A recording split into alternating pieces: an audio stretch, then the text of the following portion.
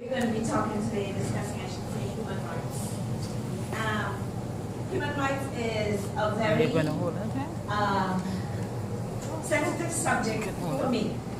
I'm very passionate about human rights because I think a lot of the issues that we have is as a result of the denial of our basic human rights. You see, every right will have its place once we take care of human rights, gay rights, animal rights, all these other rights that people fighting for, and nobody's fighting for human rights. And we don't start on a level playing field like everyone else. The game is not fair for us, so we should really be fighting for that human right and replacing the injustice with justice, because that's the only thing that could replace injustice, is justice. And what does justice mean? Given to those who need it the most first. And I think we need it the most, okay? So, oh, my paper's upside down.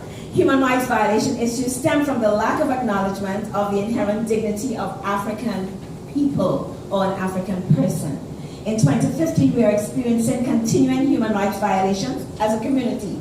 But of note, it is a fact that in 1964, Malcolm X attended a meeting of the then OAU, which is the Organization of African Union, which is now called the African Union, and spoke on the issue of human rights for all African people. This was in 1964. In 2015, why are we still experiencing this? I don't know. We gotta make a loud noise. And like he says, we just can't sit back and let this be a meeting and shut talk. We have to become proactive and active. We've been passive for too long. Human rights, institutional racism, the recognition of that is the denial of Africans based on ethnic stereotypes, biases, stigmas, examples like addresses. People judge you based on where you live, how you dress, what you drive, where you work, where you shop. These things happen. You know, we also have to raise our race, we need the participation, I should say, to raise the race consciousness. Too many of us think that we're not Africans. We call ourselves everything else, but ever since I was growing up, I knew if a cat went into an oven and had a kitten, it was never called a bun, it was still a kitten. Okay? So we're Africans no matter where we are. We got to speak up on African agenda. We have to participate in the policy making of any agenda that is pro-African. Justice. The zoning policies in the education, for example, the SEA. You know, why is it that a child, if she was living in Laventille, could not go to Bishop Anstey or Holy Name Convent or, you know, one of a chosen school that she might want to go to? They now see like, this is something I did not know. I just learned that today, that they're actually zoning and picking out areas that they want to send these kids to school to. And you can have just as good points as the other kids from Westmoreland or wherever. Okay, we need to also have institutionalized special measures. That is like tax breaks and tax incentives, so that certain companies, when they're hiring, will get some type of tax break and incentive for making sure that they hire a certain percentage of African people. I hate that it has to come to this, but that is what has to happen, because I am seeing today so many people that don't look like me doing jobs that they would have never done before. So I don't know how that happened, and we need to change that. All right, we have to go for diversifying the labor force. That is the agenda. We also have our development issues, which is it denies African children of their inherent dignity. Once we have all of this other stuff going on here, children are not happy to be Africans. You know, they want to call themselves light-skinned, mixed, everything else. We also reduce the Africans' capacity and confidence to contribute meaningfully to their own development. If you don't have the information, or if you have been denied that pride of your own inheritance and your own history, you really don't have the confidence to go and present it or stand up for it. People are trying to disassociate themselves from their Africanism, and we can't. You can't separate yourself from your DNA. The inability to benefit from the development, enjoy the benefits of development. Okay, those things are very important. We also have the immigration issue that falls under the human rights issue. Oh my God, that was an eye-opener. The discrimination through the exercise of arbitrary powers by the immigration officers. There's no such thing as an immigration law in Trinidad. I guess it just depends on the mood. The mood of the immigration officer of that day. He's going to exercise and execute the powers, according to who he wants to help. There's discrimination of Haitians and Jamaicans and also Guyanese Africans. And all the black, and the continental black Africans as well. They are discriminating against them. People that look like us. But yet when somebody goes into that office and does not look like us, or probably they don't even show up, they send a representative, they're going to give them their papers so they can stay in this country. That has to stop. I know that I was appalled when the new government came into power, and the first rule was there was going to be no visa requirement for Indians to come to this country. Or Russians. Or Russians, or Chinese. And now when we have people that look like us in power, they don't give that same opportunity to people that look like us from the diaspora or the Pan-African area or even the continent. That has to change. That self-hate is really bad. So we also have the preferential treatment, like we said, that given to the non-black Africans. I already covered that. The Immigration Act grants arbitrary powers. The way the act is written, it grants these arbitrary powers. So that allows for abuse from the powers that may be. You really don't know what mood they're going to be in on that day. You know, that causes for all types of corruption and extortion and stuff. It breaches the human rights. Our basic human rights are being breached. And, you know, for the migrants are treated like criminals when they really shouldn't be treated like criminals. You're just undocumented. That's all it is. You're undocumented, so you should be given an opportunity to get your papers, you know, so to say, correct. But they're not given that opportunity. The action on that is that the African Union Consulate should be here to support us by sending a representative to help the undocumented African immigrants or the people from the diaspora that may be here. Okay, we cannot discriminate against somebody from Grenada and St. Vincent and Jamaica. We all come from the same place.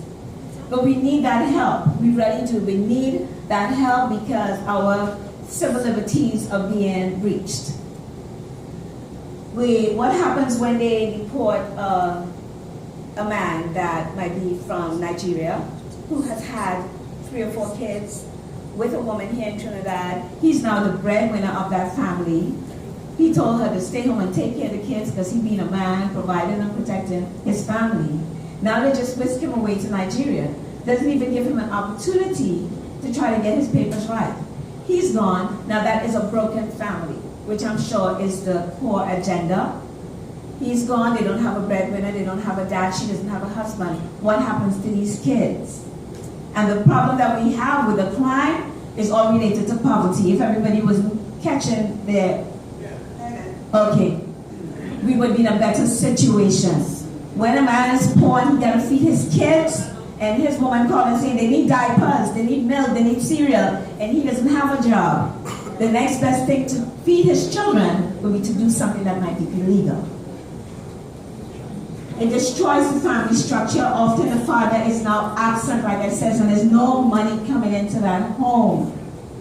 So this, you know, everything that we're talking about today, every area that we've discussed, and is all interconnected, it is all relative. We cannot separate and have these little subgroups. We have to come together already and share all this information so that we can have the right action.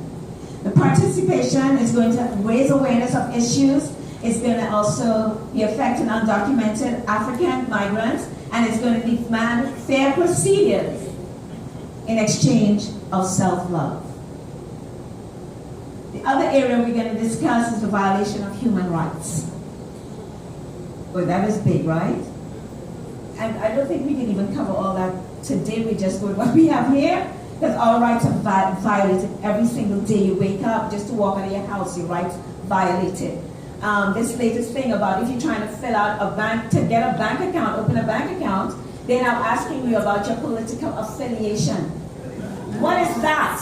You're in the university, they want to know your political affiliation before you can graduate to the next class. And if you don't do it, if you don't provide that information, you would not graduate. Something is wrong with our people. We cannot overlook these little simple and subtle things that they do. All right, that is how white supremacy works. And they have all their little midgets working for them behind the curtain. We have to recognize it. Why do you want to know that information?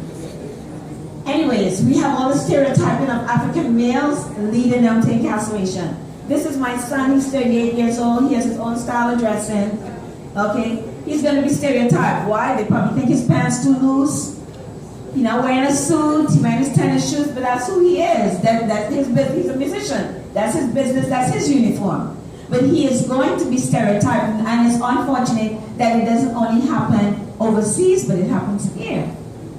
That people are going to look at your child because they have that color, or their hair have a little curl to it, and they're going to be treated differently than the child who is light-skinned, and they have a little more silky hair or straight hair. They ain't got no white people sitting on Frederick Street in Raymond Yard. None. Okay? Any one of those white kids, or the Syrian kids, or the Asian kids that get into trouble, they're going to call their parents to come pick them up. If my child gets caught, they're going to take him in. He's going to stay in jail until I can fly down here and probably try to get him up. Something is wrong with that. And all this, what is bad about that is that the person who is incarcerating him is going to look just like him and tell him that he don't have no rights. Something wrong with that picture. The length of detention that they have to stay in jail, I heard is like 8 years. No, they say for the undocumented immigrants, it's 120 days? Longer. Who? Oh, no, that's for the gang act people. So he will fall under the gang act thing because the parents are a little silent. Okay? So they can hold him for 120 days. That's, to me, that's like kidnapping. But, okay, we have to have, the participation is going to involve in a creative to create an active watchdog unit. We have to become diligent. We have to become surveyors. We have to, Macoin is a pastime in Trinidad. We have to be on top of the Macoin game. If you see police violating people, take out your cameras. Yes, we know how they're ignorant here in Trinidad, but if it's more than one of us doing it, we're going to have the power. We cannot sit back and just make a prejudgment and say, oh, that person must have been doing something. They still have to be respected. There's no reason why one human being must disrespect another human being. Even if you are the law. I heard they've been doing some sensitivity training. I'm thankful for that because they need to know how to talk to people. Okay? We also have to create a civil liberties union. We don't have one in Trinidad. We need one. We have to create a civil liberties union because our rights are being violated. Basic rights are being violated. I guess, like I said, we have the Anti-Gang Act that was instilled, I guess, back maybe a few years ago.